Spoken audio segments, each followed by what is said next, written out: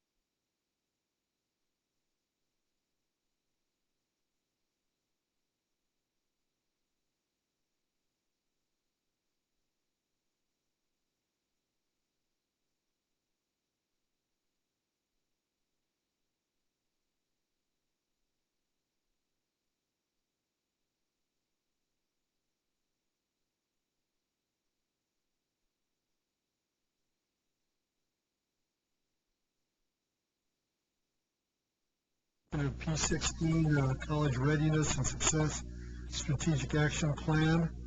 And that plan is going to brief the council on where we are. Thank you, Commissioner. Council members. I have a little presentation. I'm going to try to keep this brief. I'd be happy to take any questions that you might have.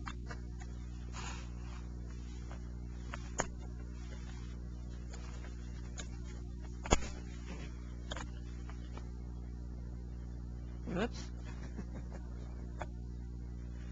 The P-16 Strategic Action Plan was implemented under Texas Education Code 610761 and is under the purview of the P-16 Council.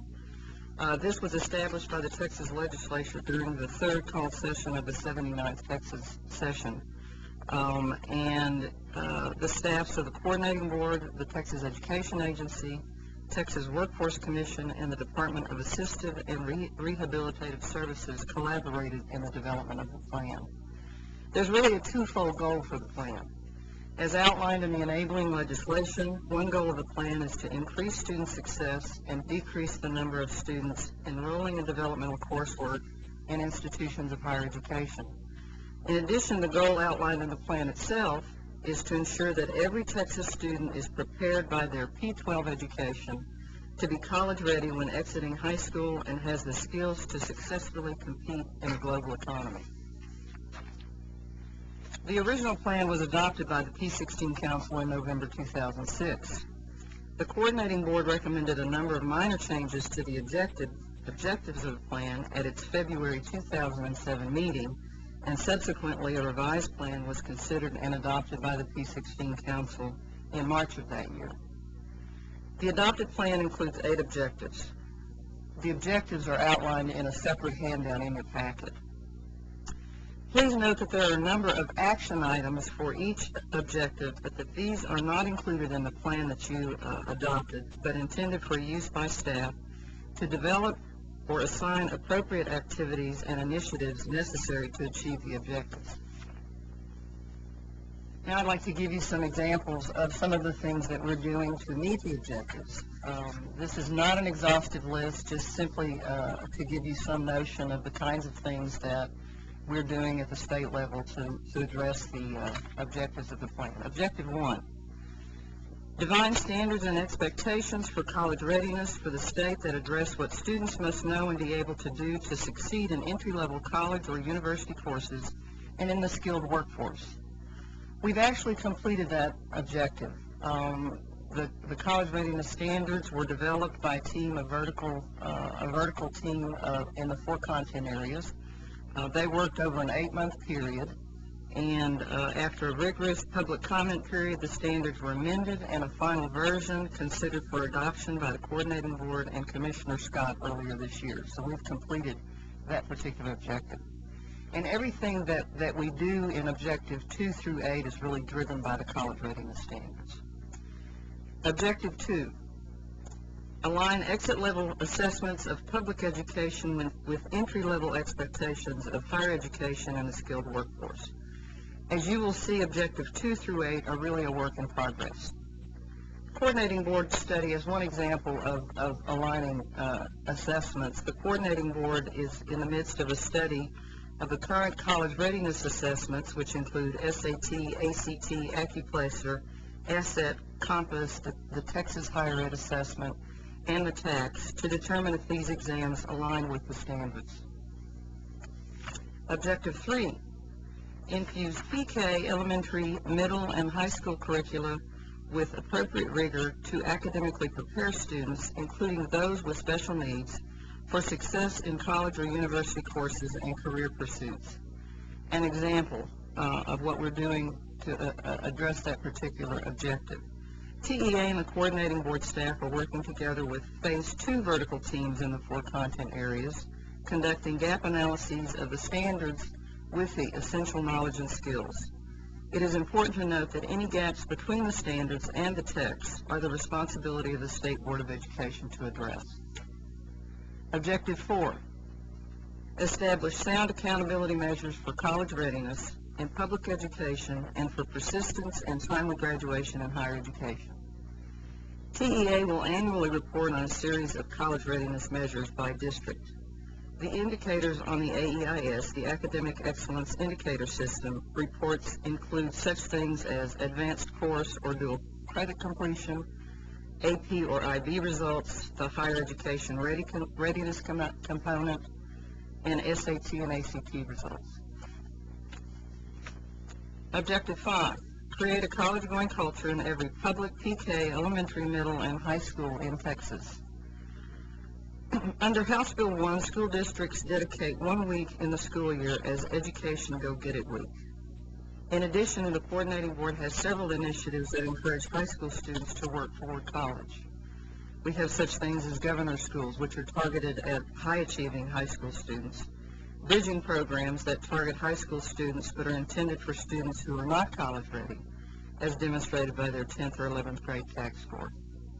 College Connections is another program that we're implementing across a number of community colleges, in which the community college tests all high school seniors to determine their readiness for doing entry-level college work, places them in the appropriate courses if they are not ready for college-level work.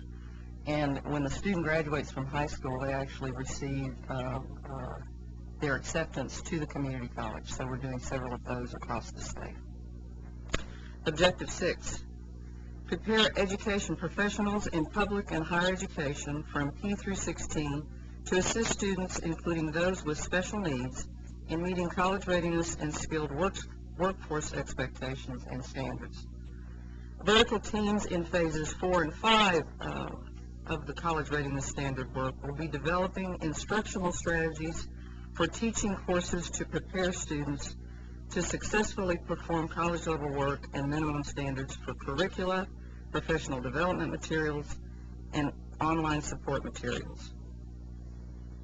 In addition, we have math science technology teacher prep academies that we're implementing actually under House Bill 2237 from the 80th Texas legislature.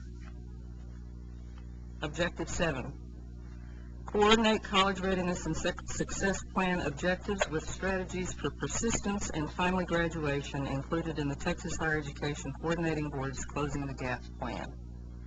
Coordinating board staff are working on various initiatives that will work toward achieving the goals and objectives of closing the gaps.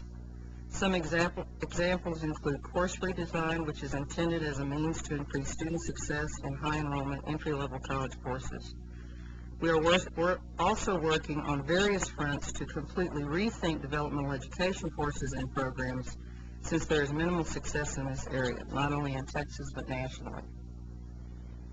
Objective 8, provide greater access to student academic preparation programs, including challenging advanced academic courses and programs in all public high schools in Texas.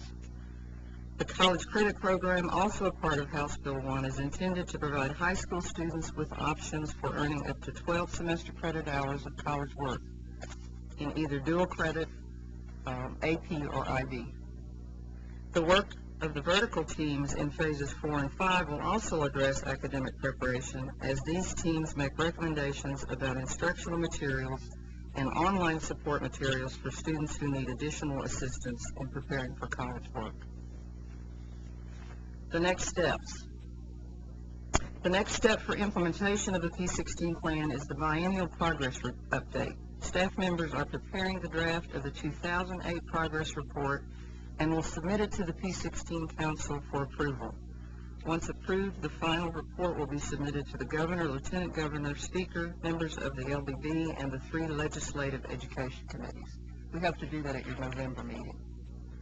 In addition, the staff of each agency will continue to implement promising and proven initiatives that will move Texas forward in achieving the plan's goal to ensure that every Texas student is prepared by their P-12 education to be college ready when exiting high school and has the skills to successfully compete in a global economy. That concludes my presentation. Any questions?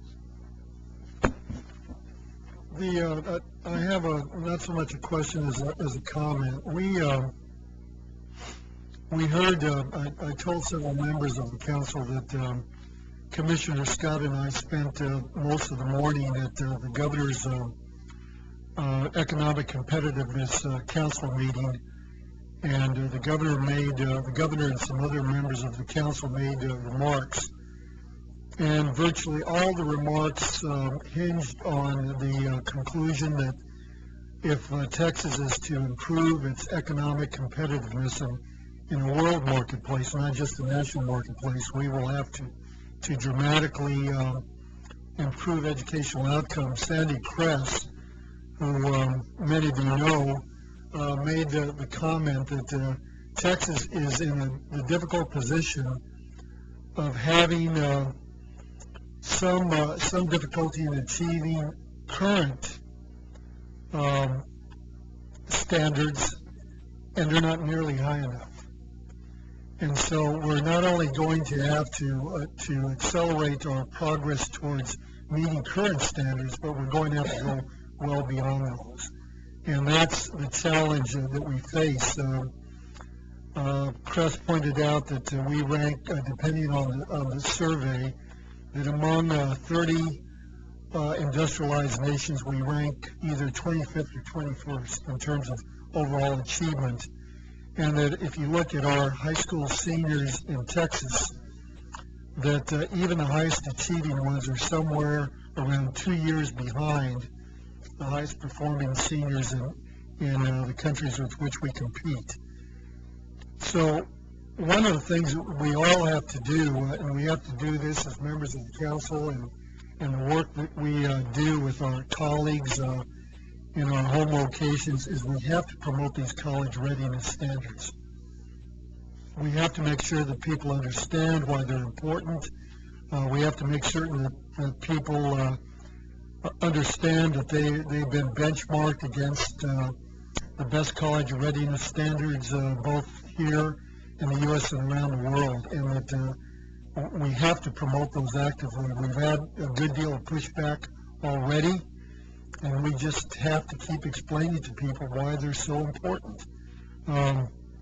Commissioner Scott and I are going to go around the state, mostly talking to the regional education centers and meet with superintendents, as many as we can, to talk about why it's so important to embrace these standards. And if we don't do it, and if we don't get the State Board of Education to align the TEKS with these new standards, Texas will fall behind dramatically, and we just have to keep pushing hard on this issue. We keep making the point that there are schools all over the state that have demonstrated you can work with kids from any population, any ethnic group, and get them to work at very high levels of excellence. I know you have schools in your district that have done that, and we've got schools in South Texas that are working under very difficult circumstances. I was in El Paso on Monday with the Shapiro Eisler Committee, and the superintendent of El Paso ISD pointed out that they had met the previous Friday and had made a determination to embrace the new college readiness standards and align the curriculum K through 12 with those standards. We need to make sure we do that all over the state. So this is a really critical issue. So thanks for that update, Lynette. Questions, comments? Lady? Yeah, thank you. I have some comments. I just would echo a lot of what you said, Commissioner. This has been a long time coming, and I think the work your group has done is just so commendable.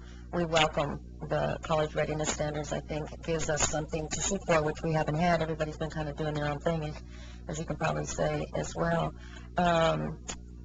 And I also, I think, just to keep things in context, I think one of the reasons we get pushback is because things keep kind of coming down, and I think the K-12 systems sometimes feel like it's ready, fire, aim. Until 2004, we only tested 3 subjects and rated 3 subjects. In 2004, now we're testing all content areas, which is a good thing. And the standard is much, much higher as opposed to the 50% passing standard that was considered acceptable. So I think we're moving in the right direction. We have a long way to go, but we also need to give the support and the time and the resources and the conversations with people. So I'm happy to hear those conversations are going to start occurring. One of the things that happens to the K-12 system is we have a change in standards or a change in assessments, but not a change in resources.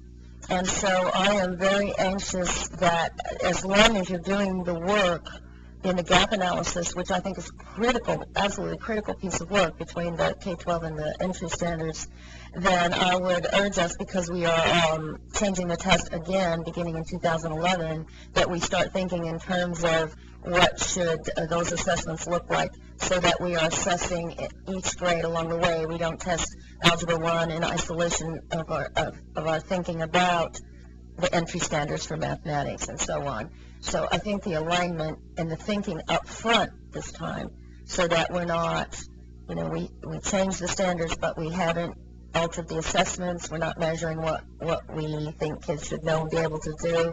We don't purchase books 5 years down the road after we start assessing. Those kinds of things all have to be part of the conversation, because I think that is what gives the excuses and the very realistic challenges that the K-12 systems face. We just got new math books this year for middle school, but we've changed the test and the standards since 0304. So those are the kinds of things that are going to keep us from going exactly where you say we need to go, Commissioner. We know when we work together it'll work, and I don't mean to pontificate. I'm just anxious that I think this is like our last best chance to get this act together, so doing it right is going to be critical. College Connections in Fort Worth ISD our kids were thrilled to know that they passed the most rigorous test to date and could walk across that stage and be handed an acceptance to the local community college, because some of them had never entertained the idea of going, So I think we're on the right track, and I applaud your work, and it's no easy task. Well, I have to applaud my colleagues at TEA, and there are some here who have been at the table with us. They're actually taking the lead at this point on the work of the vertical teams in determining whether or not the college readiness standards are actually aligned with the text. So they've got a boatload of work to do. And I understand the concern you have about the timing of all of this relative to textbook adoption and professional development materials, and the work that TEA and the State Board of Education has to do is huge. The alignment in all areas is going to be critical if we're going to move it forward. Right. And we have it's important to point out that we have been increasingly attentive, and I think we're just about there to make sure that we have aligned workforce considerations with academic considerations. We are eager to get input from you, Terry, about whether what we need to do to accommodate the needs of children with special needs and so forth, so that we give every child an opportunity to achieve it at his or her highest possible level. Lynette, I have a quick question for you, Terry. First of all, thank you for your presentation. We appreciate what you're doing. We jumped in with both feet in terms of the college connection at Odessa College, and we're enjoying that relationship with those students at an early stage, and I think that's working. That's a good idea that is spreading throughout the state, and we appreciate that. Another good idea are the early college high schools that are being developed throughout the state. We appreciate your support of that. But I have a question, and I was able to visit El Paso, actually at Raymond's urging. I took my entire administrative team and went down to see the great things. I mean, he had told me many times the great work that was occurring in El Paso. So Richard Rhodes took us in and showed us a number of schools, and it was a great opportunity for us. My question is, what about those dual credit situations? Do you think we'll see some more flexibility with that? If we have students who are prepared, if we can't quite get the early college high school relationship established, or in situations where before we can create more of those, there aren't many in West Texas, obviously, especially in rural West Texas. Is there a possibility for some more flexibility with our dual credit program so that we can engage those students at the earliest stages who are prepared and who do demonstrate that they're prepared, and also after we receive buy-in from the parents? I do know that staff across the agency are discussing the whole dual credit early college high school situation, and I'm not well versed enough on the dual credit situation to be able to tell you, yes, we're going to change what we're currently doing, but I do know that those concerns have been raised and that staff are discussing how we might go about making some changes to the early college high school rules as well as the dual credit rules. But how that's going to come out, I can't speak to. I don't know if we have staff here who could do that, James Goldman. We have money issues with our kids who don't think it's that much of a Well, I know that we I'll have take that back to the staff. Okay. I know that we have an advisory group that are looking at the overall nature of dual credit courses. We're taking a look at the rigor. We know that the dual credit courses will have a short lifespan if they're not up to standards of rigor, and community colleges and universities say, well, we're not going to accept these course credits after all. And we do want, there are funding issues that we have to come up with solutions for.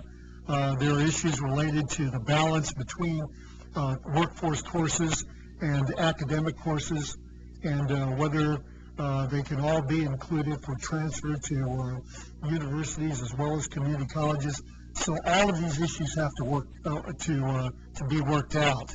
And because of HB1, we had to proliferate the number of dual credit courses so quickly. There are a lot of unanswered questions that we have to address, but clearly Greg, that's one of the issues that we know we have to take a look at. The availability of courses and the ones that are counted, and how do you make sure that every child in Texas has a fair chance to get dual credit regardless of where you live. Right. And again, we would be happy to work with you in any capacity and help in any way. But we appreciate the opportunities to engage students and agree very much that the rigor has to be there and should be demonstrated. And again, those students should be motivated and prepared to do the work. And if we can make all that happen, I think we can continue to improve. Again, thank you. Very good. Any other questions or comments? Well, then let's go on to the next item, the discussion of college readiness standards regional meetings. This is perfect timing, perfect segue from the discussion that you were having about the ESCs and the regional meetings that you and Commissioner Scott will probably be hosting, because we're going to be doing some other things that aligned with those kinds of activities. What we plan to do in the implementation of the college readiness standards, which Commissioner, you indicated is very important to the success of the work that we're doing around college readiness, and that is that we've got to get the word out. We've got to promote these in a very deliberate way. And one of the things that we plan to be doing, let me first of all, I want to talk about the gap analysis that we're doing to address at the higher ed level something similar to what's happening in K-12, in that we have embarked upon a gap analysis of 18 academic courses in the core curriculum or high enrollment courses, entry-level courses. And what we're doing is the Educational Policy Improvement Center is conducting a review of that process, course syllabi, classroom assignments, and student work to determine how those standards align with what's actually going on in entry-level courses. To address some of the concerns that business and industry has shared with us, we're going to do a similar thing with 11 CTE courses, career and technology courses. We're going to do the same kind of curricular alignment to see how those courses, high enrollment, entry-level, CTE courses in our community and technical colleges, how they align with the college readiness standards. So that's another thing that we're doing to address the concerns of business and industry. Now, to the issue of the regional meetings and the promotion of the college readiness standards. What we hope to do is to conduct up to 13 meetings in the higher education regions of the state. We plan to bring together public and higher education, business, community leaders as a starting point for local implementation of the college readiness standards. The current plan is to host up to 13 meetings in October and November in the 10 higher education regions. And currently, this is what we're thinking, that the locations will likely be 2 in the Houston area, 1 in Central Texas, specifically Austin, 3 in the South Texas region, which includes San Antonio and the Rio Grande Valley, 1 each in El Paso, Lubbock, Midland, or Odessa, Abilene or San Angelo and Tyler, and 2 locations in the Dallas-Fort Worth area. The participants, as I stated, will include public and higher education leadership and educators, as well as business and community leaders. In many cases, this will incorporate the local P-16 councils. The current plan is to conduct these meetings in a one-day format. The morning session will be general in nature and address the importance of the standards in preparing students for college and the skilled workforce, and this is for all the participants. In the afternoon, we will provide hands-on practical techniques for vertical alignment.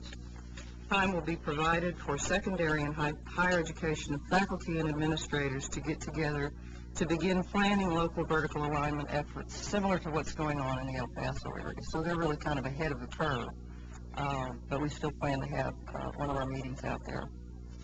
Follow-up may be necessary to ensure regional P-16 councils are leading this effort or at least otherwise involved, and to determine if additional assistance is needed in those areas. So we intend to do some very deliberate things in our 10 higher education regions to begin the local implementation of those college readiness standards. So in addition to what Commissioner Scott and Commissioner Predis will be doing, we intend to get to the practitioners, to the teachers, to the faculty, so that we can begin that local vertical alignment.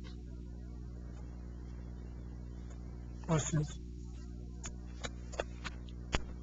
One of the things that we will also need to do is, and at some point, I don't know if it'll be the next meeting or the meeting thereafter, is to convene a representative group of deans of schools of education and start working with schools of education around the issue of how you adjust the preparation of teachers in a manner consistent with the college readiness standards.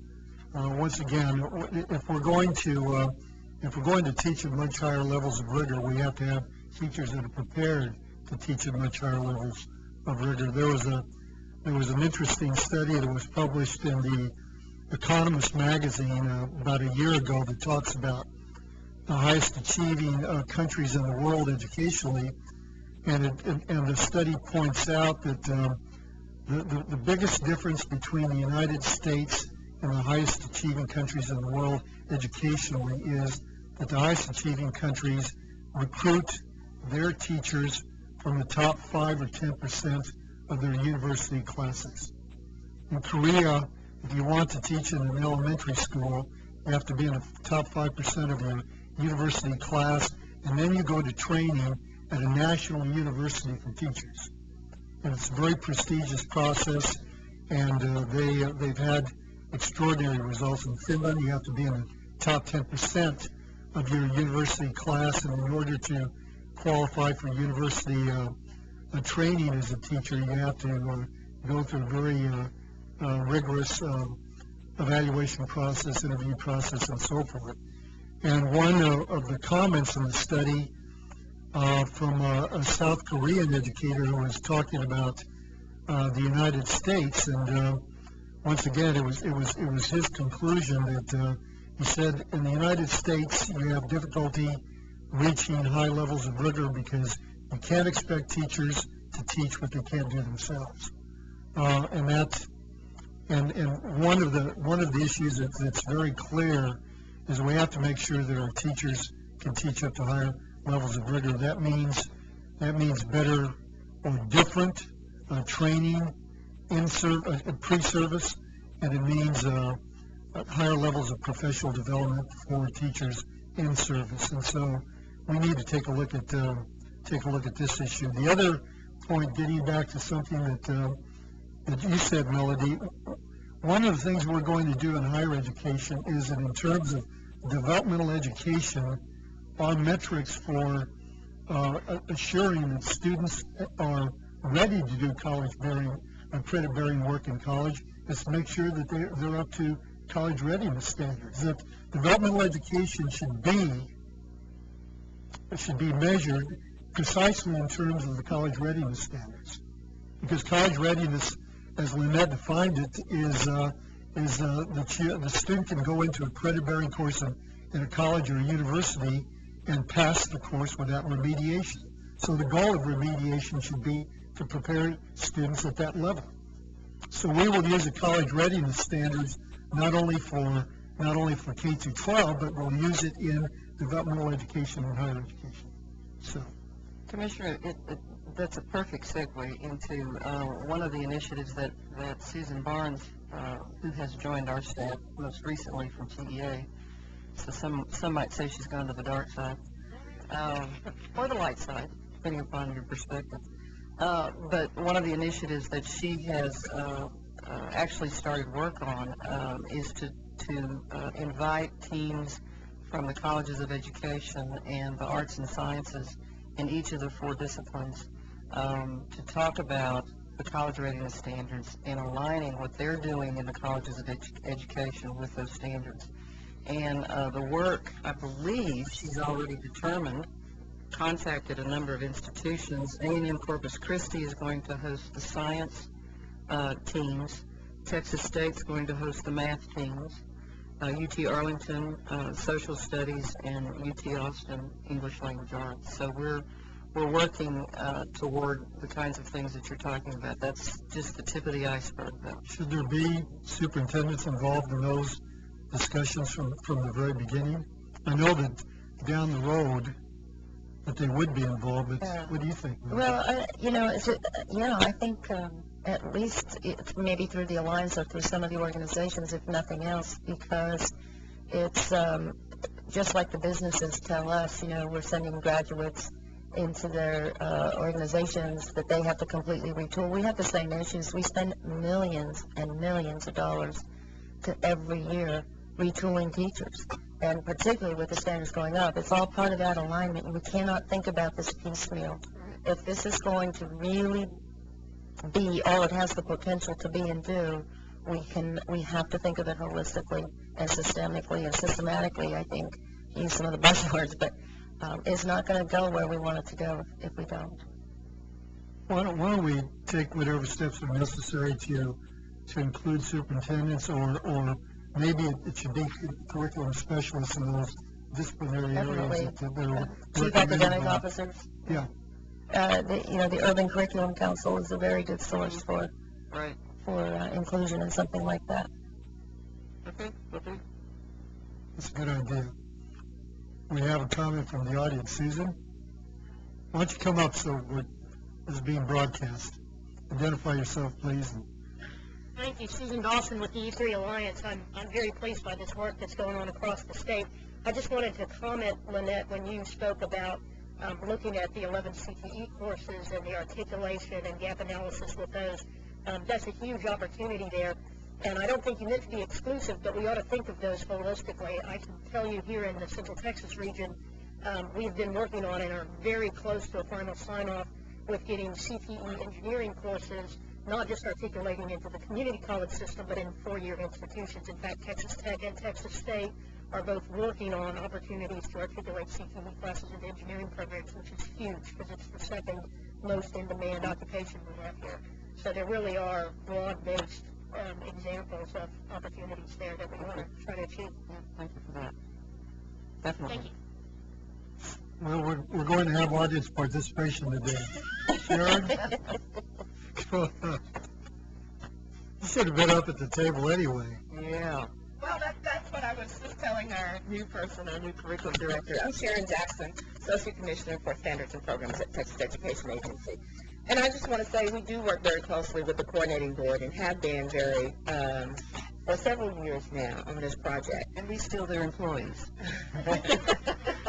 And I want to address the issue of alignment because there is either no information or misinformation about the alignment of the college readiness standards along with or being incorporated into the text.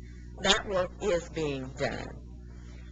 We have what we call the chart. It used to be color-coded, but we change it so frequently now it's not color-coded that much anymore. But we have those pieces. We have the text. We have the vertical teams. We have the instructional materials. We have all of that on a chart, so it is aligned. It's not necessarily aligned when it comes out of legislation or when it comes from the SBOE, but we have to put it all in one place to make sure that the transitions are made at the appropriate time and that the field sees it as a smooth transition and not just a hodgepodge of ideas.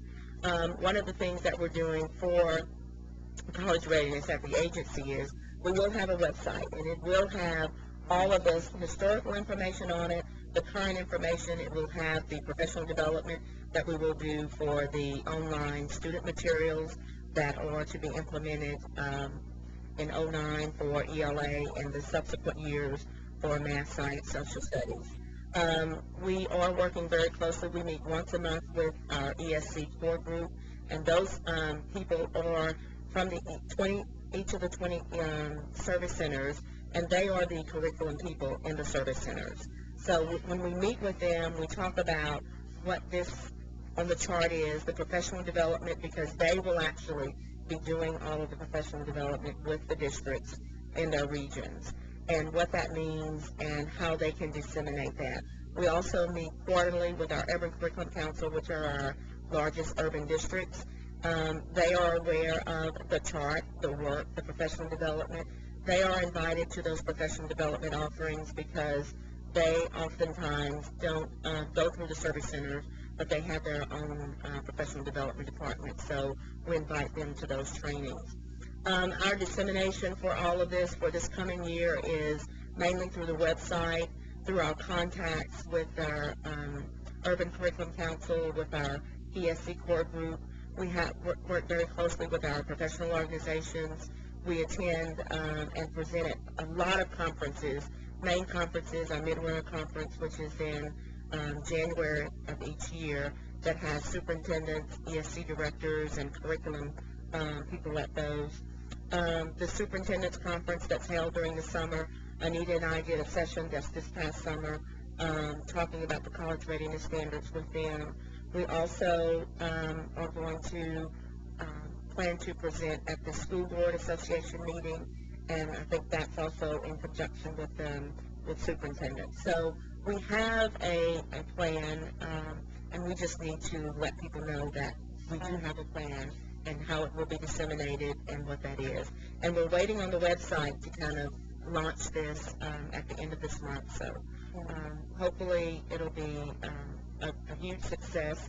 We're linking to the coordinating board's website, all of their resources, and we'll have a ton of information regarding college readiness standards and how that's playing out in Texas and across the nation. Can I just, Sharon and I worked together a long time, thank you. I think my point was, I know that you're doing the correlation, and I am really pleased about the gap analysis. We're actually doing that in my own district as well, looking at, our own curriculum frameworks and where we maybe have some gaps and where we can start to fill it in. The point I was thinking about alignment is we also have to include assessment at the front end as we go, and that seems to always happen after the fact, and it may or may not hit all of those things that we're all very concerned with. So I'm thinking now is the time with the EOC and some of the end of course coming online to replace the current assessment. And I also think some of the best things that TEA ever did, other than many good things, was when we had the statewide professional development for math and math toolkits, and we worked with, I think it was the Dana Center, I forget what it was all called, but everybody had access to very high quality professional development, and it was very systematically rolled out, and it made a difference in terms of student achievement. So I'm just saying, I think all of those pieces moving forward, so that we're not doing this work in isolation, and then we move to the next thing and the next thing, we'll never get there. So that, I know you're doing heroes work along those lines. I'll address both of those because that's all a part of our conversations when we meet. When we meet and talk about the implementation of the text and the instructional materials piece, student assessment is right there with us. So Chris and Gloria are in conversations with us because this definitely impacts their work and their timelines also, and the content of those exams coming on board. The professional development, we talked about how best to disseminate this. The Centers for Professional Development, I remember very distinctly what you're talking about. Those were put together when the texts were written back in the 90s. We're thinking about how to go about doing that because it will be online, and putting all of our professional development online to make sure that teachers have access to that 24/7 and can do that. And also how administrators and parents and business partners can access kind of what they need to know about those pieces of products. So we're thinking about, yes, we are thinking systemically, and we are thinking about all of those pieces and how to align all of that. I think telling people that message Absolutely. will bring a lot of advocacy as well. Questions? Any other questions? Anything else, Lynette, on this topic? Well, we're moving right along. We're on item 5 now, an overview and discussion of the Texas Leadership Summit on dropout prevention. Robert Scott was supposed to do this, but see, we have a replacement. Good afternoon. My name is Michelle Moore, and I'm the Senior Policy Advisor for Deputy Commissioner Lizette Reynolds, and I'm going to speak on behalf of the Commissioner and tell you a little bit about the America's Promise Alliance statewide dropout prevention summit. America's Promise Alliance has awarded Texas a $25,000 grant to host a statewide dropout prevention summit. We'll be combining efforts with the Texas High School Project, as they'll be hosting their 4th annual meeting November 10th through the 12th. America's Promise Alliance has been active in planning a national dropout prevention initiative that includes conducting 50 state and over 50 local dropout prevention summits during the next 2 years as a part of a campaign to reach 15 million disadvantaged young people with the wraparound supports they need to graduate high school ready for college, work, and life. We've asked a number of key researchers in the area of dropout prevention to participate as speakers and or panelists. Some of the speakers that we received commitments from include Dr. Mark Donarski with Mathematica and the What Works Clearinghouse, who will unveil the Institute for Education Sciences Practice Guide for Dropout Recovery and Prevention. We've also received a commitment from Mr. Mel Riddle with the National Center for High School Leadership and National Association of Secondary School Principals. He's done extensive work with schools, school systems, and the state departments of education around dropout prevention. Some of the topics he will address include cycle of failure, expectations, effective transitions, literacy, and creating a culture of success within the school. Dr. Sharon Vaughn, the Director of Meadows Center for Preventing Educational Risk, and Ms. Deborah Reed will also present. They will discuss academic interventions with regards to reading and math, as in what this will look like and how intense it needs to be in middle and high schools. We'll wrap up with stories from the ground, actual schools and districts with data-proven results. We'll have Texas High School Project grantees who will present so that we can show how the guide that's presented early on in the presentation backs up the high school reform efforts currently underway and showcase the Texas High School Project's promising practices. Some critical components of the summit will include focusing on policy implications and opportunities to influence policy development for the upcoming 81st legislative session, also demonstrating leadership from multiple sectors such as state and local elected officials, Chamber of Commerce leaders, major employers, education officials, media, teachers, parents, young people, and the nonprofit youth-serving community, among others. And finally, we'll be building upon and partnering with existing local educational reform efforts to raise academic expectations to align with requirements for success in college, work, and life, and to ensure necessary supports are in place to meet these expectations. We'll also be developing a post-summit action plan to present to the America's Promise Alliance based on what we take away from this summit. Questions? It's November 10th through 12th. Yes, ma'am. Where, in Austin? Yes, at the Austin Hyatt at Town Lake. Other questions? I have one. What's the focus?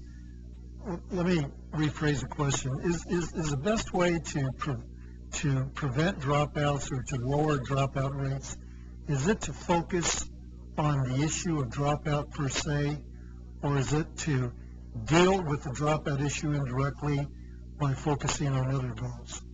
I believe it's a combination of the two, but to be quite honest, I'm not well versed on this subject enough to answer your question, but I'll be happy to get back with you if that's okay. I'm thinking of the work of, I think he used to be at Berkeley, and then he was at Harvard, and I think now he's at, I know he's in New York, but I can't really remember whether it's NYU or Columbia.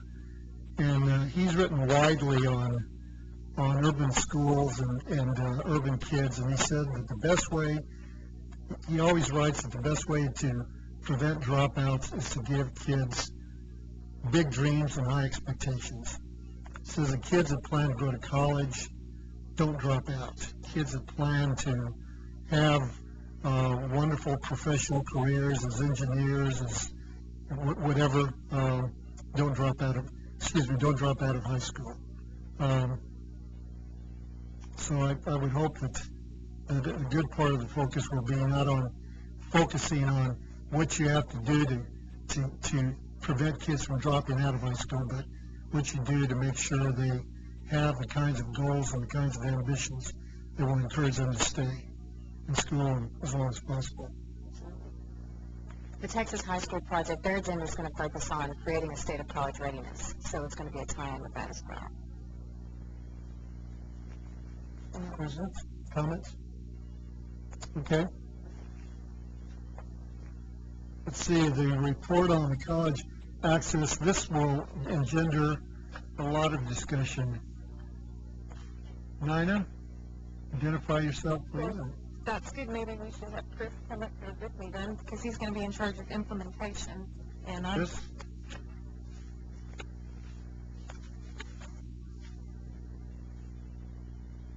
Thank you. The College Access Challenge Grant Program is a 2-year federally funded program. The governor designated Texas Higher Education Coordinating Board to administer these funds. As required by the Cost Reduction and Access Act, HR 2669, states must provide a cash match of 1/3 of the cost of the proposed plan. Texas is going to receive over $2.6 million per year. That's for 2 years. The legislation describes or defines what allowable uses are for these funds, and I have a summary on the PowerPoint there. but these break down into basically three categories. The first is information and awareness, which are basic outreach activities, and those are outlined in the first 4 bullets. And the second category of allowable uses is need-based grant aid. Third category, defined in HR 2669, is professional development for guidance counselors, financial aid administrators, or admission counselors to improve their capacity to assist students and parents with various types of college access information and activities to improve preparedness for college. The Texas plan uses college access funds for information awareness with using 3 strategies: a college readiness awareness campaign, college connection programs, and community partnerships with community-based organizations. The plan for Texas also includes professional development for counselors and provides financial aid through the work study mentoring program. Each part of the Texas plan will build on existing programs and or will work closely with other CACG-funded projects or components. For creation of the College Readiness Awareness Campaign, the coordinating board will supplement CACG funding with an additional $500,000. Materials developed for this campaign will be used by all the other components that are funded through the College Access Challenge Grant. Over $4 million of the College Access Challenge Grant funds will be distributed through subgrants. Only P-16 regional councils or other nonprofit local regional consortia that provided college access services prior to September 27, 2007 will be eligible to apply, and that's statutory mandate for services. For counselor professional development, the Texas Counseling Association is partnering with us to develop and provide a statewide training of trainers. They will train up to 100 participants in that, and the target date is January 2009. The teams to be trained as trainers will consist of counselors, principals, and district-level administrators. These trainers that go to the statewide training must agree to be available to train in their regions once they have completed the training. And then up to 14 awards will be given for regional trainings of up to 60 educators based on 12 teams of 5. And the awardees who are chosen to host those regional trainings will be required to gain the commitment of 12 schools to send teams of 5 for 2-day sessions and to host 2 of those regional trainings per year. That should result in about 3,300 trained people at the end of the 2 years. Can you tell us what the nature of the training will be, what the focus will be? Yes. The focus of great deal of the focus of the professional development will be on the college readiness standards and on how to encourage populations that are historically underrepresented in universities or in post-secondary education, how to encourage them at the secondary level to continue and have those aspirations that you were speaking of. Then, in addition to that, there are some statutorily required components for the professional development that are related to financial aid. Did you want to add anything?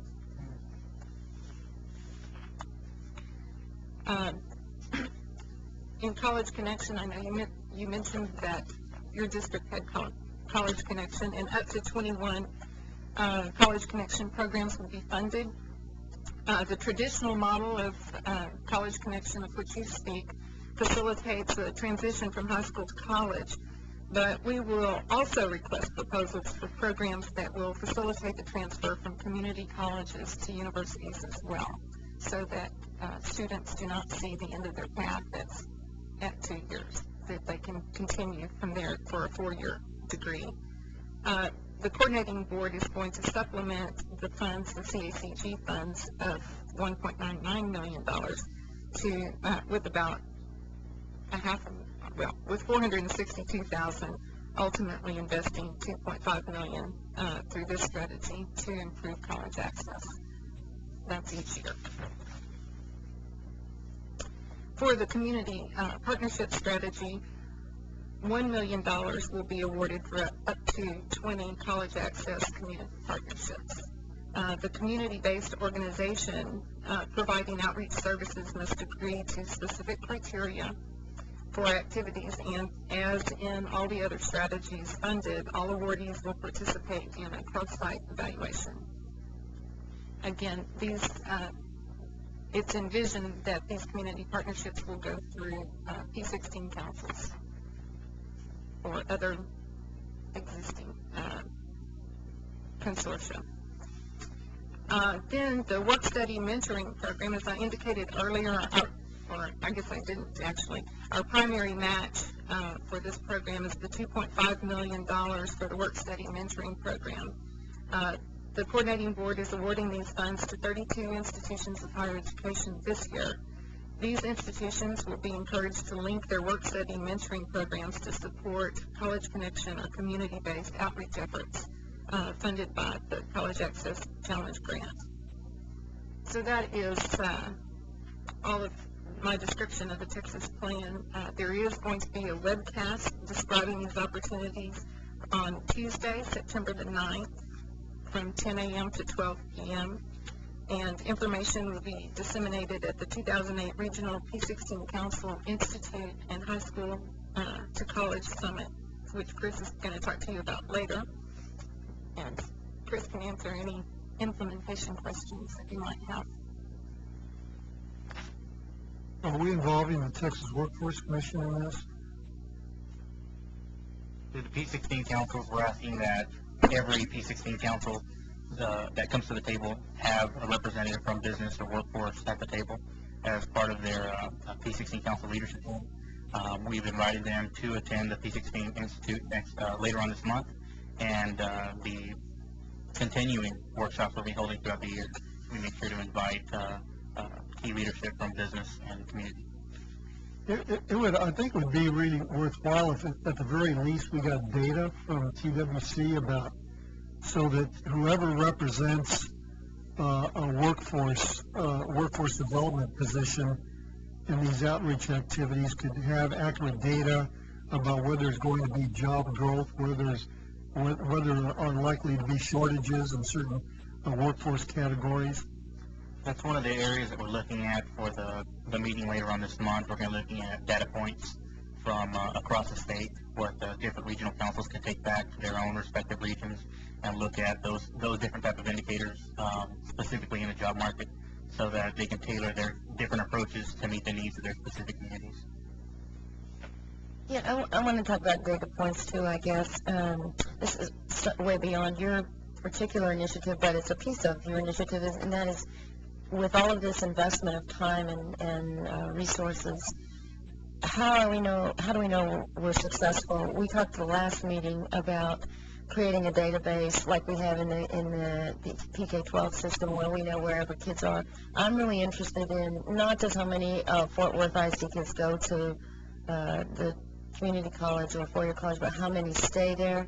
And I would think simultaneously we want to know how many finish a two-year community college with licensures or certifications and go into productive work in any of the number of organizations.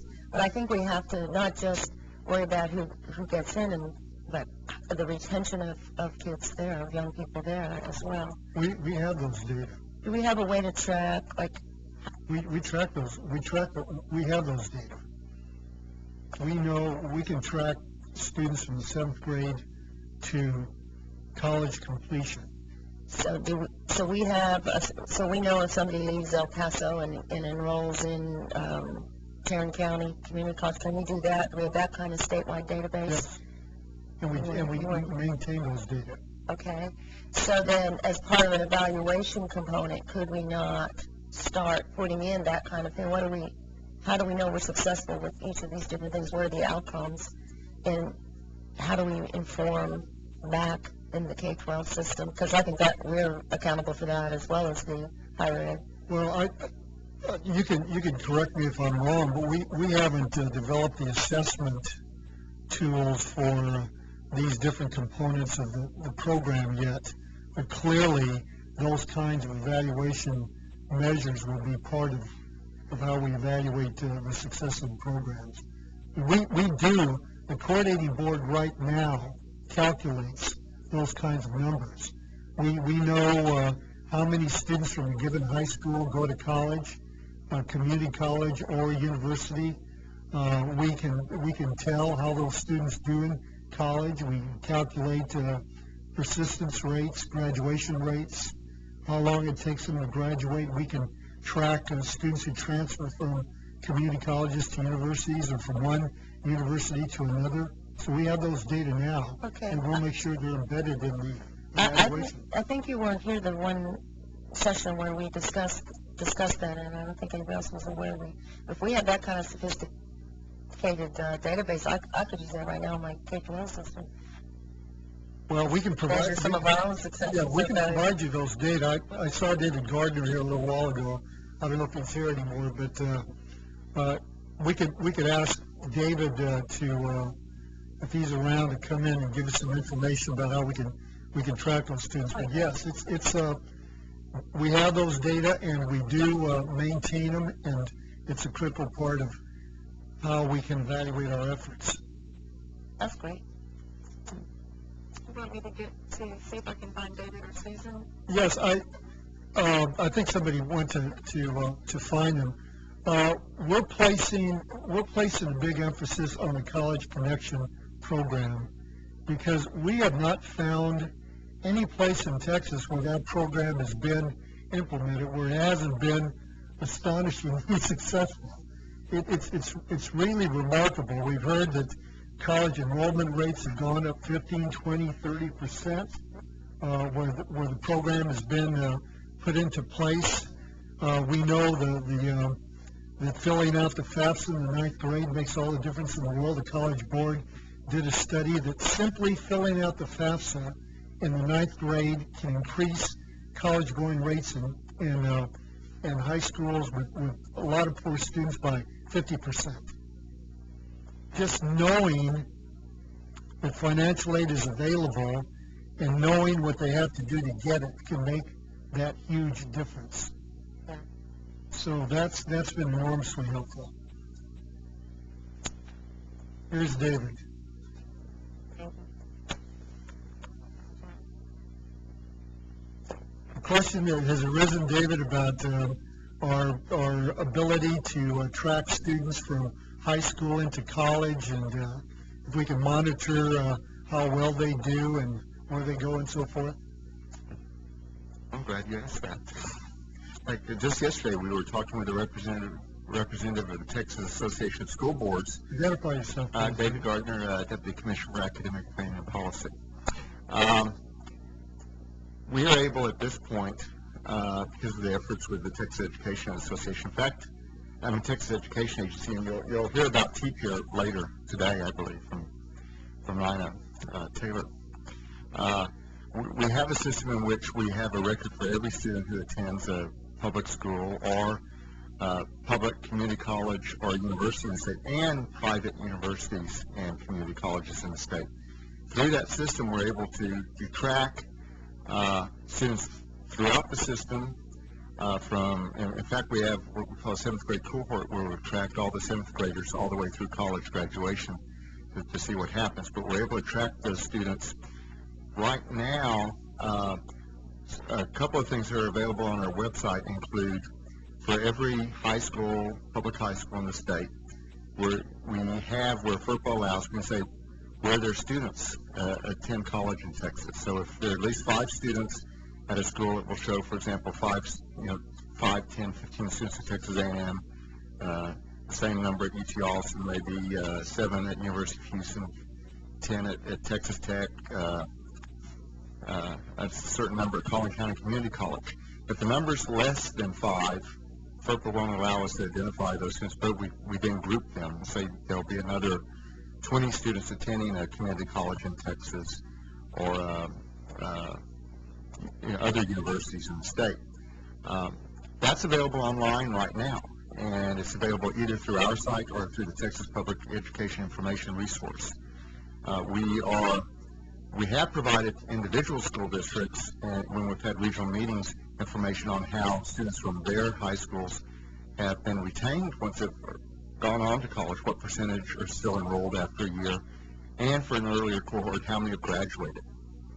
I've just talked to our head of our Planning and Accountability Division, Susan Brown, this morning about wanting to add to this in the future something whereby a school can go in and see after 6 or 7 years, how many students have gotten engineering degrees, how many have gotten business degrees, how many have gotten liberal arts degrees, and in groups, so you have a sense of what type of degree your students have been receiving.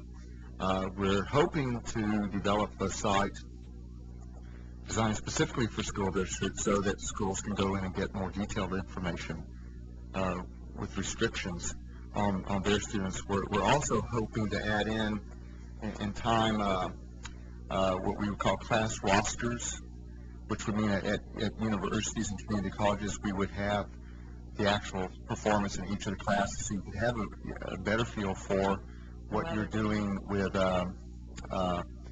say, in calculus. How are your students doing in calculus? How are they doing in biology or chemistry? Thank you. Let me also, when you ask me this, I'm because I can go on further. We have a pilot project in San Antonio. Actually, Bear County, we're very happy about it. The idea actually was initiated by Bruce Leslie, the chancellor of Alamo Community College. And what's happened there is it's patterned after something called CalPass in California. And Alamo Community College, UT San Antonio, and several ISDs in that area have signed agreements amongst themselves. And what's happening is actual student records beyond what we already have on our system, which means performance in their ISD class, performance in community college classes, and in universities. We're hosting those in our data system so they don't have to build an entirely new data system. Programming is being developed so that reports will be developed so that vertical teams of faculty from the high schools, community colleges, and UT San Antonio can sit down together and say, what's happening with our students? Where do we need to develop some work? Or is there any pattern to why some students aren't doing well in calculus? Is it coming out of one school? But it's for internal consumption. We won't be able to look at that data ourselves. It's designed specifically for them. We're actually talking with the Houston Endowment and Houston Community College and Houston ISD and some others about developing that, even before this pilot is done, developing that same system in the Houston area. And we are going to do this in El Paso as well. So we're hopeful that's, so we're coming from both ends. We have something at the state level, but at the local level, more can be done within the constraints of FERPA and really empower the folks that are really with the students to do their own analysis and see where they really can make improvements. That's great. Do you track the community college or the four-year college students from one Texas school to the next? Absolutely. So Absolutely. We've been doing that for 20 years. So in fact, I mean, we I'm sure have students who've attended 20 different institutions or gone back and forth 20 times. We know that some are, which ones are simultaneously involved. And unfortunately, the independent colleges and universities of Texas, the SMUs and RICEs, voluntarily added more limited data, but enough data for us to know if they move into one of those institutions as well. DeVry and University of Phoenix are going to start giving us student records so that we can track into those institutions as well. So we're every year we're building out, we're adding something to the system so that we can help tell the public schools more and more about how their students are succeeding, and also tell our colleges and universities the same thing. One of my favorite examples of how nuanced and effective this CalPass model that David is talking about in San Antonio, and we're rolling it out in other places. As I say, the example that I like best of how useful it can be is, I guess in California they noticed that the kids who had taken 4 years of English were not doing any better in their freshman composition courses than students who had taken only 2 years of English in high school. And because they had those data, they went back and they looked at the courses in the feeder high schools, and they found that, and of course you know this is not uncommon, that in the last 2 years of many high school English classes, the focus is on reading, the study of literature. And so they found that in those courses, there wasn't a whole lot of writing required. So they recognized that what they needed to do was to balance the focus on literature with writing about it. And so they increased the writing components in the junior and senior years of English classes and started getting much better retention and better grades in first-year composition courses.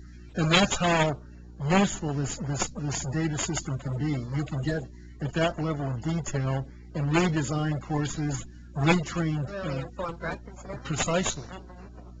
Yeah, I'm glad you mentioned that, because one thing I neglected to say is the reports that will be produced for the schools will differ from California, and that they're done within the framework of the college readiness standards. So it will more directly show the linkages between the college readiness standards and the courses, and the folks can do their analysis that way. But when you've got the teachers actually in the classrooms looking at this, they're in a better position to really do the kind of analysis that Raymond mentioned. By the way, in Texas we're calling it pathway. I'm familiar with the pilot center. They're very excited. Very excited. We are too. They're doing a lot of great work, and I think this is an example of how when people sort of work together, you can make more happen than you could individually. They've been really great to work with. Could I mention one more thing where you can see things are negative but also positive at the same time? With our 7th grade cohort, whoever started the 7th grade, and when the first time we did this, and we could follow to every school in the state.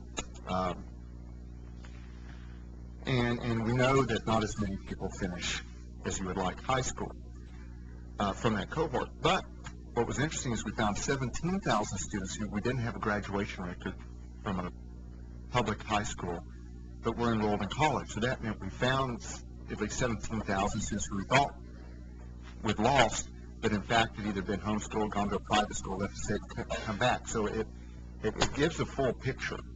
Now, I would say that we do have students who don't have IDs at this point, so I'd encourage school districts to work real hard to make sure that all their students have IDs, and we're working with TEA to work that out. Don't tell TEA. As well, but and if you or anyone else here would like us to come or talk to any of the folks in your district, we'd be very glad to do that. And did not the bill that would have expanded our ability to replicate the pathways model, was it vetoed last session? It didn't get through. I don't recall if it was vetoed, but it didn't happen.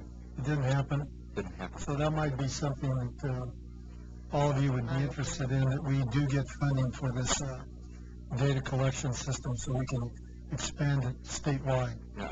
Yeah, that's an important point, because with San Antonio, we actually bore the sort of technology costs ourselves, and you can do that to an extent, but then you can get into the point where storage does become an issue. Yeah. But with those that we've added, we've been able to handle that with our existing capacity. And at a certain point, what we're doing in El Paso will cost us more than what San Antonio costs us because of the technology costs, but we've found a way to handle that at this point.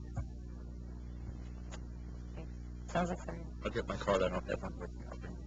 Chris, would you tell us, would you tell the members of the council a little bit more about the work study component and why that's such an important tool in this college access challenge? The work study mentorship program was passed last session. It was Senate Bill 1050 by Senator Zaffarini. It basically allotted $5 million for the biennium to be awarded $2.5 million each year to institutions of higher ed in the state to allow their students to utilize the work-study monies that were available at their institutions if they received the award. Basically $10 an hour to go out and either mentor and tutor fellow college students that were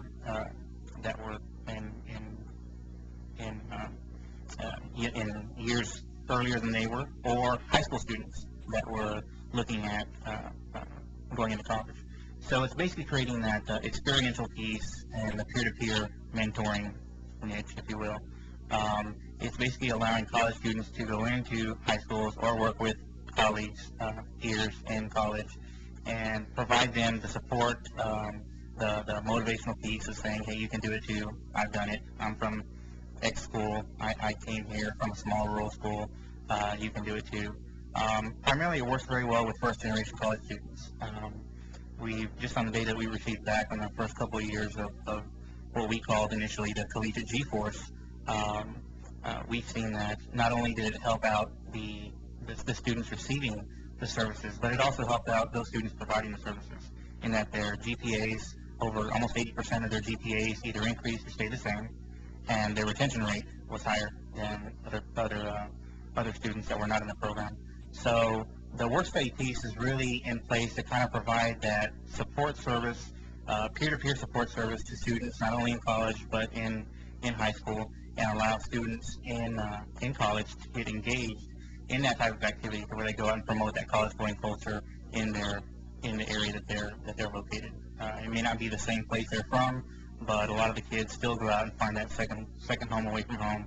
And some of our biggest models that we have, I think Texas Women's University has, I want to say, almost 80 mentors out there doing that. Now, we didn't fund all 80. They did have supplemental funding and other additional funding to do this. But this year, as Nina mentioned, we are awarding 32 institutions with some work study mentorship program grant money. The work study money can be used to help fund partnerships between institutions of higher education and school districts to establish special tutoring programs, mentoring programs, counseling programs. These programs have been proven successful all around the country. Obviously, college students are more likely to stay involved in doing this kind of outreach activity if they're paid for it. Volunteer activities are very, you get very mixed results because students have a midterm, they're going to bye-bye, they're gone for 2 weeks. They've got final exams, they're gone for 2 weeks. But if they're paid, they're likely to stay the course. We also know, as Chris pointed out, that students that are on work study perform better academically than students on any other form of financial aid. So they not only help students, but they do better themselves. Work study money can be used for university students to work on community college campuses and providing transfer advice and so forth. We are taking a look at a model. This is a little bit off the subject of the College Access Challenge grants. We're taking a look at a model so that we can form partnerships between institutions of higher education, both community colleges and universities, for paid internships. That the university or the community college would provide a portion of the funding, and then a corporation could provide a portion of the funding and essentially get on-the-job training. This would help community colleges because we hear reports that companies are stealing some of the students before they complete programs, and of course community colleges don't like that because they don't get credit for a student completing a program. But we could turn these into academic, credit-bearing internships so that students get paid, complete a program, and the workforce gets its new employees. So it's a win-win for everyone. And we're taking a look at those models, and we will have something that we will recommend to the legislature in the new session. And another piece I wanted to add is that the way the legislation was written out is that nonprofits or community-based organizations can actually submit to receive the services as well. So it doesn't only have to be a school district or college or an institution of higher ed. United Ways of Tarrant County, for instance, can apply TWU and ask for those services to be delivered to their organizations as well. You know, these programs can be very effective. The trick is that the students have to be trained. They can't just go into a high school and say, okay, you're going to work with these 5 students, tutor them in literary criticism or in algebra, whatever. They have to be trained. And both the institution of higher education and the school district have to work together on providing adequate training. But once the structure's in place, these programs can be enormously effective. And so that's why they're the representative cornerstone of these College Access Challenge grants. Any other information? Okay. Any other questions or comments? Let's go to item 7. You're going to do that as well? Yes. Okay. Later on this month, on August 27th, 28th, the Coordinating Board is going to be hosting a Regional P-16 Council Institute here in Austin in conjunction with the High School to College Summit. Basically, the purpose is to bring in P-16 Council representatives and representatives from what are the lowest, the schools with the lowest 10% college-going rate in the state, and those are the HB 400 schools. HB 400 was passed in the 77th legislature. And there's a list of schools that comes out every year that rank in the lowest 10% regarding college-going rate, and there are certain parameters that the school has to meet. But basically, we've been working with TEA on that piece, and Angela De Leon is here, or was here. She's there in the back with TEA. She's been working with Dr. Ron Brown in our office on coordinating the High School to College Summit piece and getting the word out to our HB 400 schools. We selected some schools that are actually similar in nature demographically. A representative of students of first-generation students, students from low socioeconomic status, high African-American population, high Latino population, rural schools. So we've looked at schools that kind of reflect the schools in the HB 400 sampling. And we've asked them to come and share their experience on how they're able to pass such high college-going numbers at these particular 4 or 5 school districts. And they're going to come in and present to their peers. We felt it was imperative that they hear from their peers as opposed to the Coordinating Board of TEA sitting here telling them what they should do based on the research or whatever. Because the school districts and the schools themselves say they'd rather hear from somebody else on what they implemented in their schools, whether it was systemic, something they did in the system, or something they did programmatically to help improve their college-going rate and develop that college-going culture that we're constantly talking about. The other piece, the Regional P-16 Council Institute, is really to talk about 3 main areas. The first is the data points that I was talking about. We're going to be working with our colleague Susan Johnson here from the E3 Alliance, who've done a great job of looking at some data for Central Texas, and we're going to ask that they help us in developing some data points and hopefully reaching consensus with the other P-16 councils from across the state to come up with 9 to 10 data points that we all agree upon that set the standard that every P-16 council should be looking at to determine their success, their impact at the local level. The second piece is what was being called the foundational pillars of effective P-16 councils. Basically, those are the essential elements, if you will, 4 or 5 key critical elements that make a council successful, standalone, sustainable. And lastly, there's going to be a mini bidders conference on the item that Nina just presented, the College Access Challenge Grant. We want to get that information out to the P-16 councils and let them know ahead of time what's going to be coming down the pipe here in the next few months. It's a 2-day Summit Institute. The first evening is really just a reception, get to know one another.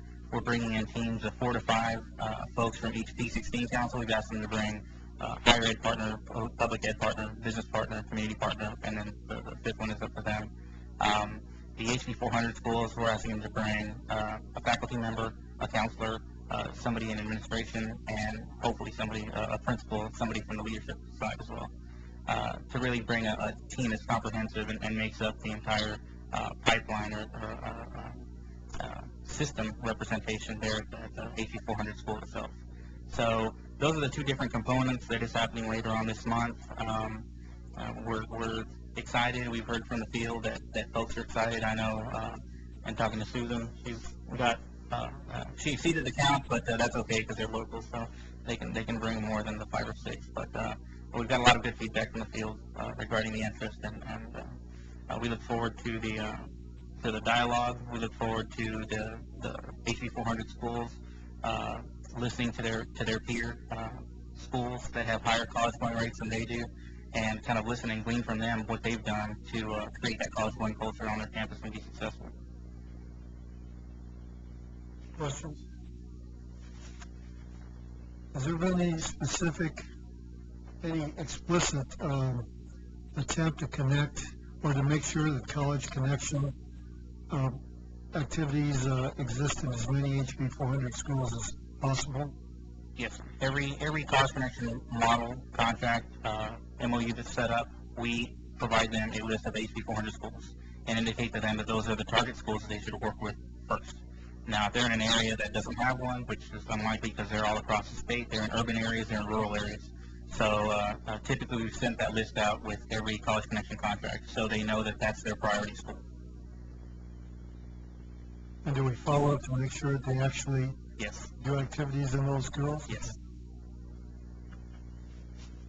Other questions? Thank you. Our next is an update on from members of the state P-16 Council. Commissioner Scott was supposed to do this, and so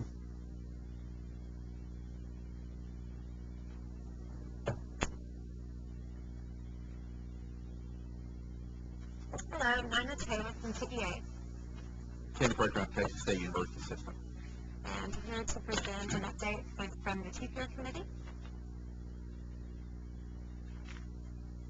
First of all, just would like to give you a little bit of background on what TPR is. It's the Texas Pre-K through 16 Public Education Information Resource. It's a large data warehouse that contains data from the K-12 system as well as the higher ed data. And the key thing about TPR that makes it different from other databases at TEA and higher ed is that it is a longitudinal data system, and it allows you to look at students across years very easily. So instead of having to put together separate data sets to track, say, a cohort of students, we've already got all that done so that the data is already combined in that manner. So it does allow us to track a standard group of students from, say, first grade through high school and into the university and the community colleges, and then sometimes back into the K-12 system as a teacher and administrator. The P-16 Council TPR Committee has a number of different charges. Our main objective, I think, is to maintain the system with the most current data possible, to collaborate with others on areas for research that are important to the researchers out in the system, and also to figure out better ways to distribute information to our stakeholders. Our committee consists of a number of higher ed and TEA members, as well as people from the university and public college systems. We have David Gardner and Susan Brown and Kathy Cox from the Higher Ed Coordinating Board. And from TEA, it's myself and Jenna Cosart. We have Ken from the Texas State University System and Sheila Durping from the Texas State Data Center. And Martha Oben, I understand she has recently switched to the Houston Community College. Just found that out. TPR was funded by the legislature in 2001. The warehouse and the original website were completed in late 2003. We renovated the website in 2007 to improve our navigation and add some reports for legislators. And we are continually updating the warehouse and the web reports. And TPR is a collaborative project between the Higher Ed Coordinating Board and the Texas Education Agency. And this is a graphic that gives you kind of a big picture of it's kind of data that goes into TPR, how it's transformed. It's a very large data warehouse. I think over 0.5 terabytes is about 500 gigabytes, I think. And then the kinds of usages for the data out of TPR.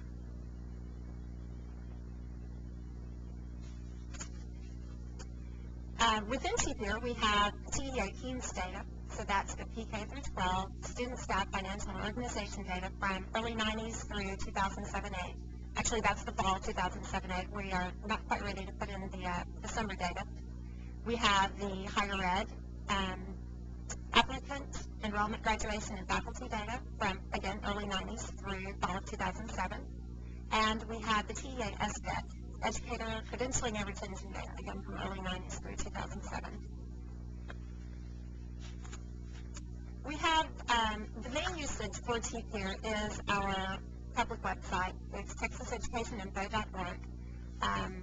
And in addition, we use the data warehouse for longitudinal data analysis and our internal special education as a reporting system, which provides information to the school districts, extracts data from TPEER. And in addition, we use it to provide public information requests. We've got several new efforts that we're working on through the TPEER committee and the TPEER system. The first is our updated high school to college report. David Gardner just mentioned this report. There has been, the most recent change to that report has been that we are now showing non-trackable counts as well as not found counts for the students who are going from school districts to the various different colleges and universities. And so that's an important thing to note. Before we had the non-trackable counts, whenever we weren't able to find kids in the university system, it just showed as not found. But that didn't mean that it's not because these kids weren't going to college. It just means we weren't able to track them because of non-identifiers. And another new effort that we're really excited about is our Learn Star system.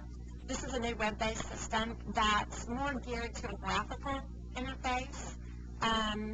As data people, we love big reports that have tons of data on them, but we understand that that can sometimes be confusing or hard to read. So we're focusing on providing quick, easy to understand information that's readily available, and it will display data over 5 years, and will also compare data to region and state for the TEA portion. Should be, or it will be available in mid-October of this year.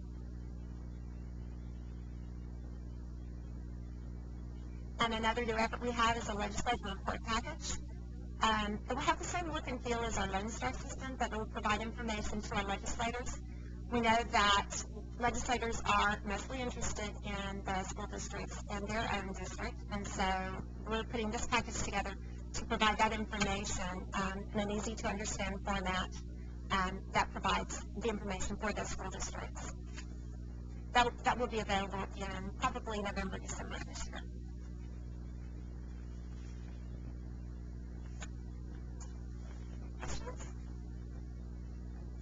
But let me add a comment to that as well. One of the things that, and we've worked on this a lot of years, and for those obviously who've lived a long time, we've worked on data and looking at certainly important data that would tend to provide us with a clearer picture with where we're doing our jobs well and where we need to improve. And this is something we'll try to connect. It seems to me that any concern that public schools have with universities and colleges need to be based on data and vice versa. We need to know, we need to look at trends, we need to look at patterns, we need to look at again, the courses that would tend to dictate a more success and a higher persistence rates in colleges and universities. And so what we're trying to do here through the effort, and these are meetings that, as far as meetings go, are quite enjoyable because we're looking at trying to address pictures that would help us all do a better job with our efforts and our P-16 efforts statewide. We think that the colleges need, I mean, we know that it's legislation, it has been probably over a decade, that we are to report from colleges and universities back to the public schools how their students are performing in the college and universities. But we don't know what happens to the data and how that's used in terms of either supporting, improving, informing, subtracting, adding, or how it can be used in a constructive manner. In the same way, too, we think that there's just a lot that can tell us about the students we're serving if we have a better picture of how they performed in these settings. So this is something that, without identifying different students, and the FERPA issues are always a challenge, that we're able to tell a better picture about where we need to go in the state and then where we're doing well and where we're not doing well. This can even tell you about teachers. You know about teachers, Raymond, you mentioned that earlier. I think that when you're dealing with issues that have a broad, a potential of a broad-based impact, you need to look at every facet. If we find out, for instance, it's an exaggerated term, that liberal arts trained mathematics teachers are performing more successfully than those who are traditionally trained out of the mathematics departments, then we need to let that be known. We need to look at successes, we need to look at challenges, and then we make modifications. We're talking about the challenges for our teachers there. The best way to do it is look at students. How are they doing in the classrooms, and how are the students performing with that? And so it's all a very complex puzzle, but nonetheless, it's one that we feel like that we are going to be better off if we have the data to support what our notions are. And for crying out loud, not that this would ever happen in this state, but we certainly would like to provide our legislators with as much current data as they possibly can, and that legislation can be proposed and passed based on good, reliable information rather than by anecdote. And so we feel like it helps them to know more about the constituencies that they serve and where their successes are and where their challenges remain. So anyway, it's got tremendous potential, and it speaks to a variety of audiences. If you've not visited this site, it's really worth it. It's worth a stop and a look. Because, again, you have different audiences that are targeted. You have different questions to be asked based on your perspective, whether a parent or a person in higher education. So it's been a fun project. It continues to be. I think it's a great project. Oh, it's good. It really is good. I think it will become stronger where teachers are concerned, because I think nobody's going to argue that teacher quality is everything. And one of the things that we look at is which teacher preparation programs are producing the students with the greatest results. That leads to another kind of system that we need, which is how do you really measure value added versus against a set score. And we have teachers that are students making 20 and 30% gains a year, but they may not yet be there. Yeah. And we know that's it's the same issue in public and higher education. There's so much pressure to measure learning outcomes and instructional effectiveness, and we know that we have to do it on two axes. The first axis has to be the growth or the value-added model, whichever term you prefer, but then we have to get students up to a certain level, a certain threshold. In higher education, it's a level of professional competence, ability to pass a certification exam, a bar exam, a pharmacist exam, an engineer certification. But we know that schools and teachers pick up kids at different points. And so you have to make sure that you measure value added as well as whether we're getting students to a threshold. And that's very difficult to do. I couldn't agree more with your statement about using the data to inform decisions, inform practice, and how to go forward. I think this is wonderful. Are we doing as good a job as we should in making sure that educators at both the higher education level and the public education level know that we have this data capability and we have these data resources available to them? No. Now, Raymond, Commissioner, excuse me, that Raymond's fine. I'm sitting here listening to this many times here, and I'm listening to all these good initiatives that are ongoing, and I sat there and I told Lisa Potter, I said, it's a shame, because I said there's so many good things that are happening in this state that really go unknown to many other people who are involved in this state. And many times it puts us, it's almost identical to us having to reinvent the wheel when there's a lot that we should build on rather than try to reinvent with that. The best we can do is a step at a time with this. I'm really excited about what NINA and the entire committee, as a matter of fact, is going to do with the legislative offices this year. I think it's going to be tremendous value because we know how the turnover of staffers and our representatives and our senators. It's important that we help educate the staff of those who are going to be advising, are going to be trying to determine the good information and sound information that should be inputted in that should not. And so we just have to go about doing this better. I would love to see it, Raymond, at some point in time, when we can consolidate the language among the House, the Senate, Lieutenant Governor and LBB, just simply so that when we're called for data, that we're speaking with a single voice, a single answer, and it's something that could help us to certainly add clarity rather than confusion, and many times I think maybe suspicion to what we're trying to do. And so yeah, P-16 is good. Closing the gaps has worked well. The fact that we're looking at TEEP here and we're trying to consolidate data sets, that's a very big step on it. But we've got to speak with a single mind and a single voice, because quality is the bottom line issue. Success is certainly the challenge and the bar that we have to raise. I don't know how to do it. I think certainly the improvement in our websites, I think consolidate, I mean, there's simple things that I think that we can do that will help. And then if we know to point to the right direction, then I think that we can experience some successes with it. I'm thinking of relatively simple things like, for example, has there ever been a presentation on TEEP to any group of superintendents that meet regularly at TEA? Not that I'm aware of. Well, that would be a place to start. We could certainly recommend to Commissioner Scott that he place this item on the agenda when he meets with different groups of superintendents, and you and David Gardner can make a joint presentation. I think certainly we need to make a presentation at a coordinating board meeting so that university presidents and community college presidents know about this data system and how useful it could be to them. This is because it's not a real finger point. It is certainly something that's designed to enlighten and provide additional. None of us can do a better job unless we understand where we're doing well and where we need to do better. And I think that this is what that would do. The educational service centers, if we get the 20 of those together, and when they get together for whatever type of meeting, I think that's a good site for that.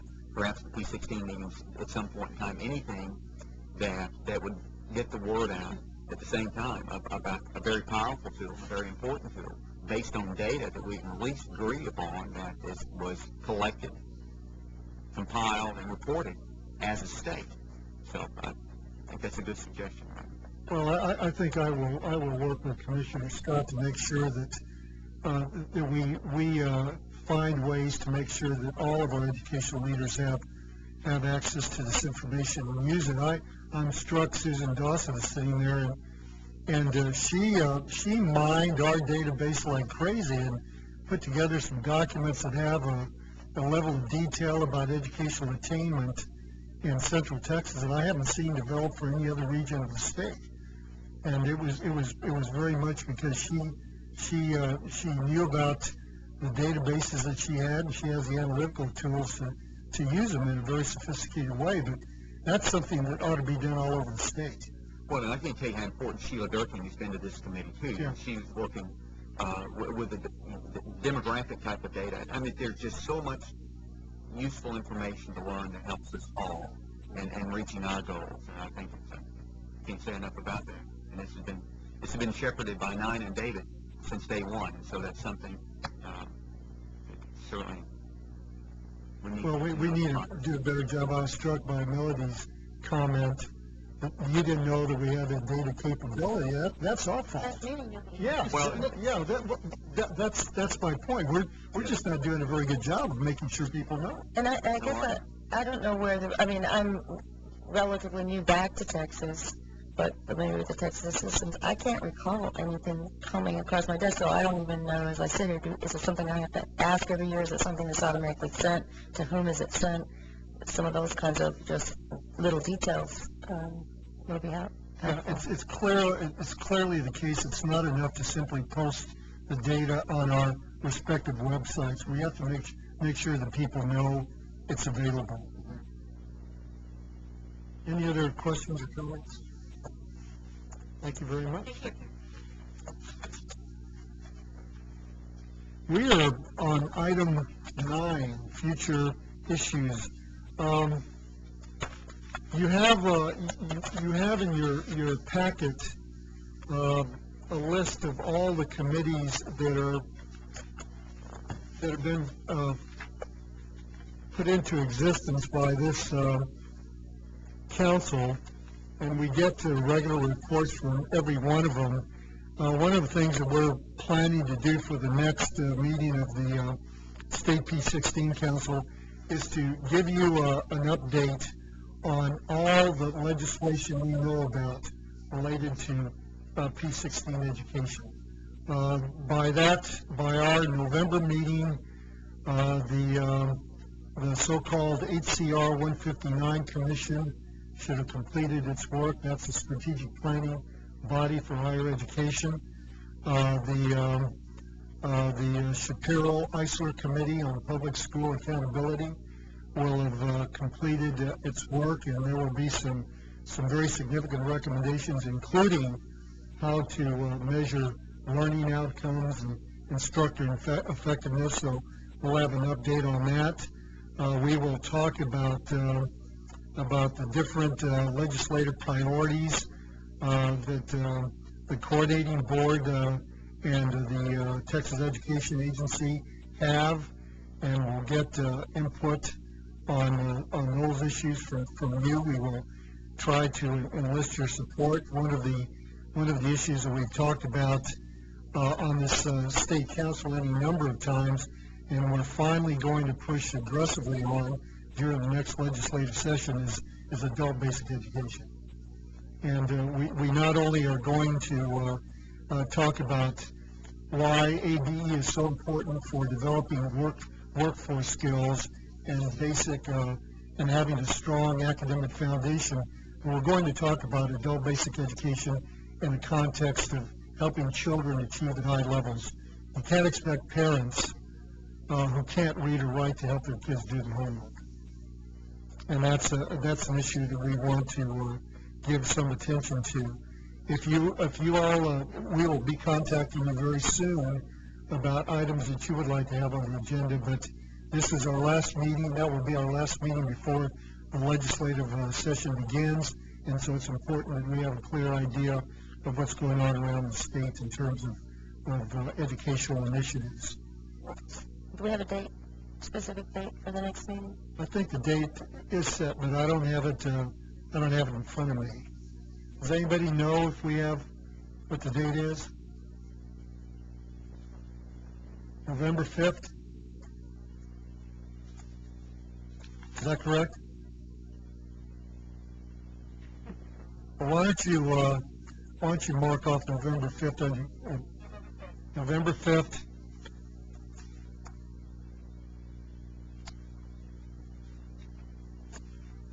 Location to be determined. It's here? Okay. When is that? We will,